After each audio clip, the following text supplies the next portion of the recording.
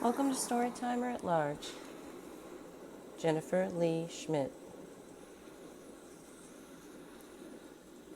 Jennifer Schmidt was born on May 1st, 1966, to Jonaria, Johnny, and Don Schmidt in Beaver Creek, Ohio. She grew up there in Beaver Creek with two brothers. In 1985, Jennifer Schmidt was a 19-year-old electrical engineering major at Purdue University in West Lafayette, Indiana. Jennifer had completed her freshman year and was taking summer classes to get a little bit ahead in her sophomore year. She was an Air Force ROTC scholarship student. She was a very serious young person who was described as religious and conservative. She had an interest in raising awareness about Vietnam prisoners of war and service members who were still missing in action in Vietnam. She even organized a candlelight vigil on the Purdue University campus in April of her freshman year. It was incredibly thoughtful of her to try to raise awareness and lift up veterans in this way. When most freshmen are just trying to get their bearings and adjusting to college life, Jennifer was organizing campus events. On August 6, 1985, Jennifer Schmidt was supposed to meet with one of her professors. It had been a busy summer filled with classes, homework, and meetings. She did meet with that professor, and it seems like she was headed home. A friend saw her around 4:30 to 5 walking in her neighborhood. She seemed to be walking back from this meeting when she was abducted. When she didn't return to her apartment as planned, her roommate was worried. They sort of kept tabs on each other and knew, each other's schedule, when each would be out and when each would be back. So her roommate reported Jennifer missing.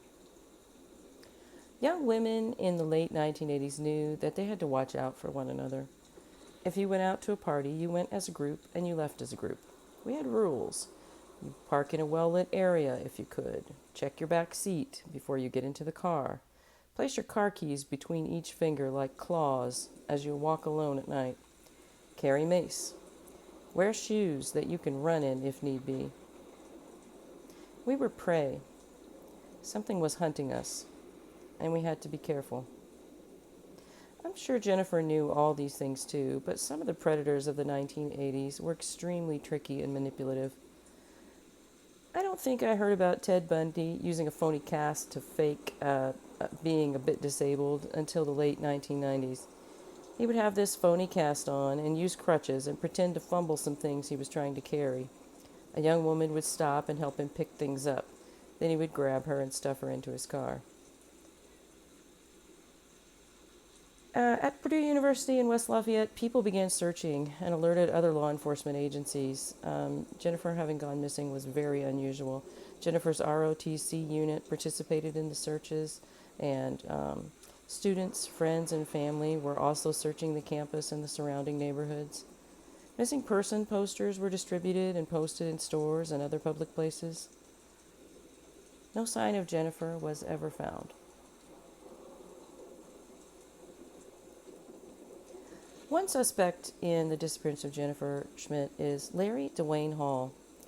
He was an active serial killer in central Indiana at the time. He would approach a victim in an innocuous way, maybe asking for directions or with some other question. He typically used a chemical-soaked rag to instantly incapacitate the victim, and then he would drag that victim to his van.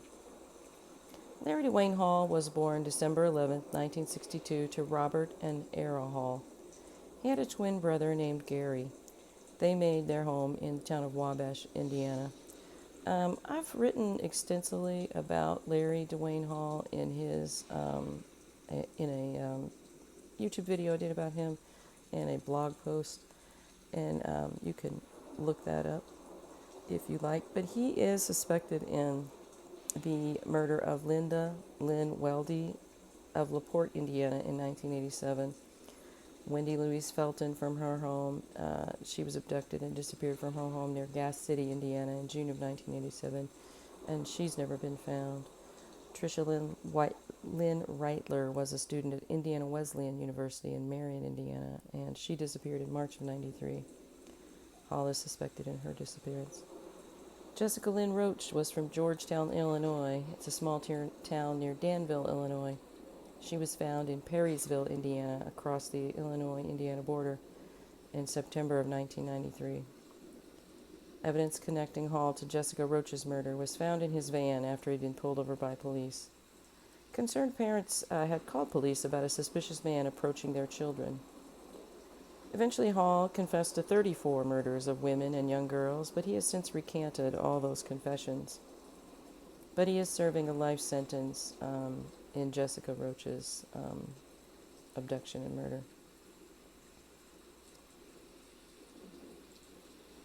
Jennifer Schmidt is not the first student abducted from Purdue that I've discussed in this blog and on YouTube. Christine Kozik was abducted and murdered in 1977.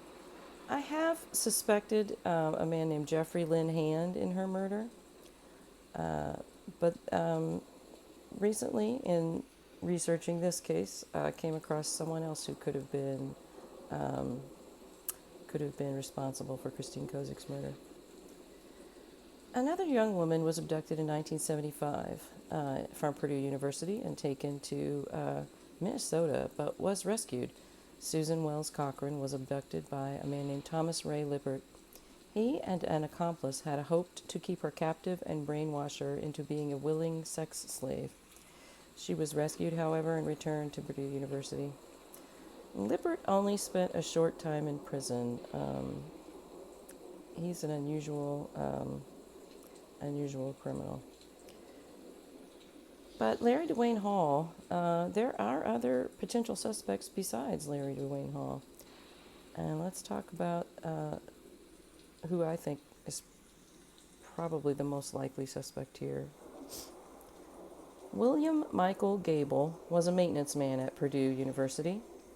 On Tuesday, February 24th, 1987, he kidnapped Mary Lee Evans as she left a stable on the Purdue University campus. Purdue has a big veterinary sciences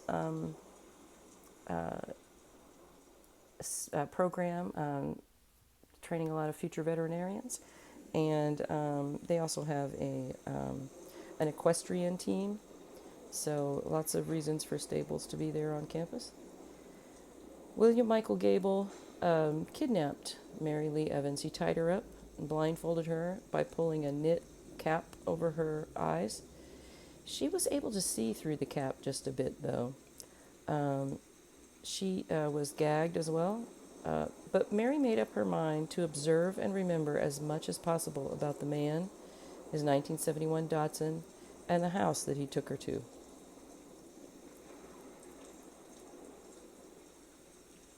William Michael Gable took her about 15 miles southeast to the town of Mulberry, Indiana.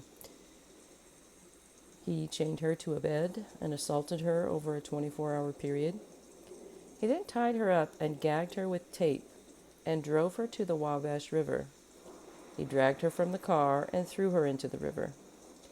Mary managed to free herself from the tape enough and struggled to swim to shore, but she made it. She sought help at a nearby farmhouse and called the police, and luckily they believed her. She was able to describe William Michael Gable and his car and his house. Police ended up driving her past his home at 220 South Willard Street in Mulberry later, and she said that it did seem to match what she could see of the house through the knit cap.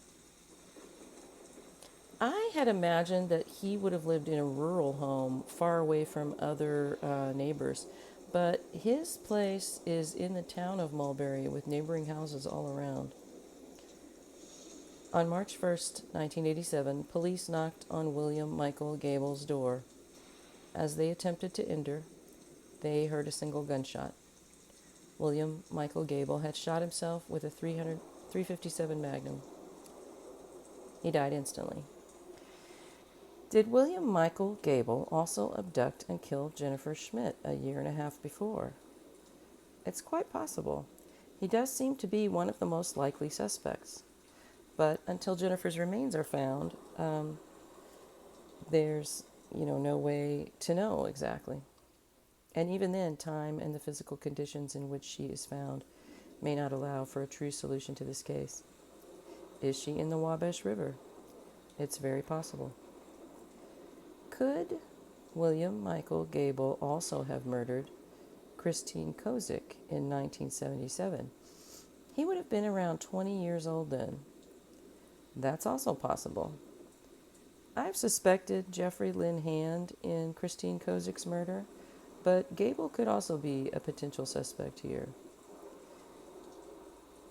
Jennifer Schmidt was 5 feet 6 inches, that's approximately 168 centimeters, and weighed 125 pounds, 56.7 kilograms.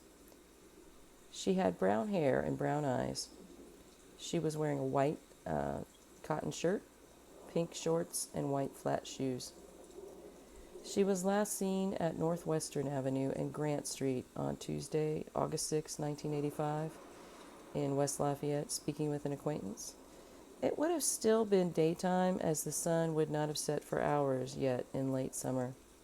The weather was hot and humid, but clear. Her family continued the search, and the investigation continued, of course, but with no leads forthcoming, her family requested that she be declared deceased in 1993.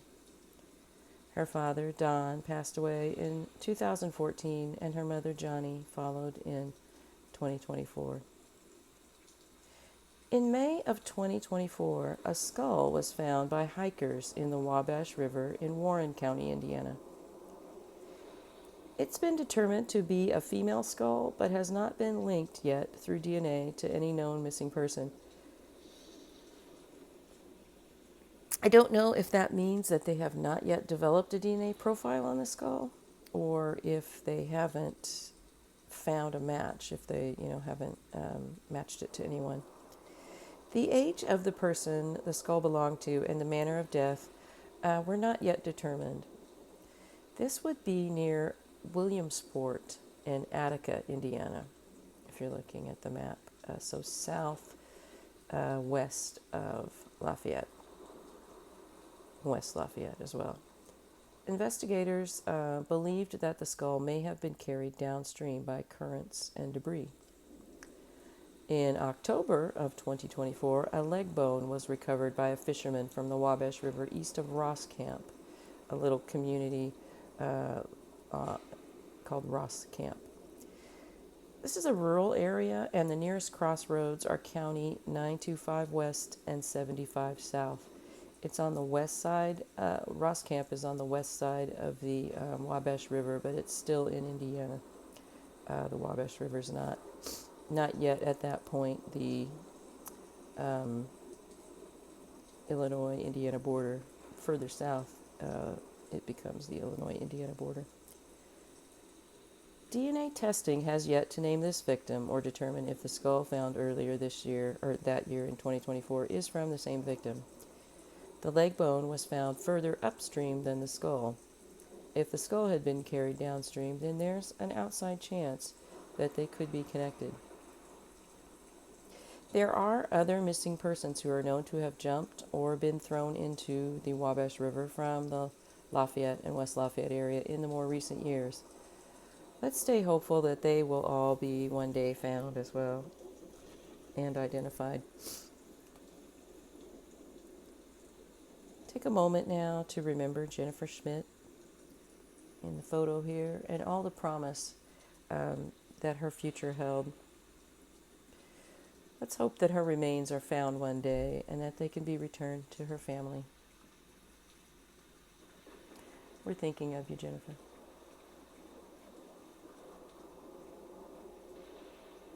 I'll put a link and phone number for information about Jennifer's case in the comments section of this video. If you know something and you'd like to submit some information, and hopefully she will be found.